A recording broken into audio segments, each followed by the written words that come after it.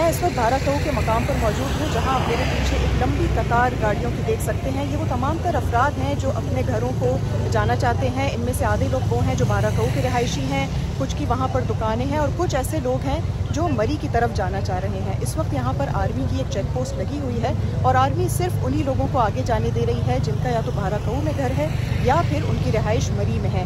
लेकिन जो भी तफरी के लिए आगे जाना चाह रहा है उसको नहीं जाने दिया जा रहा और उनको वापस आने दिया जा रहा है।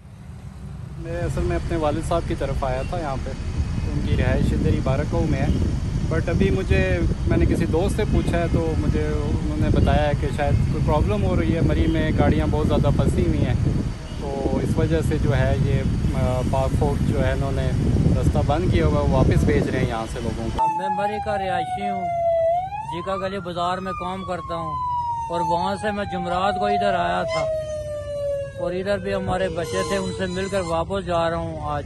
और आज सुबह मैं घर से 8 बजे आया हूँ और 8 बजे से लेकर अभी तक इधर बैठे हुए गाड़ी के इंतजार में।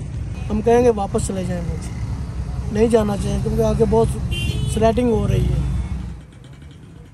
यहाँ पर मैं ये बातें कर दूँ कि इस वक्त पुलिस की भारी नफरी यहाँ पर भी तैनात है और उसके अलावा रेस्क्यू ऑपरेशन के लिए भी यहाँ से अब तक कोई 2 प्लेटून जा चुके हैं आर्मी के। जितने भी रेस्क्यू ज़राए हैं वो अब भी उधर जाने की कोशिशों में मसरूफ़ अमल हैं और वहाँ से लोगों को निकालने की तगोदौड़ अब भी जारी है।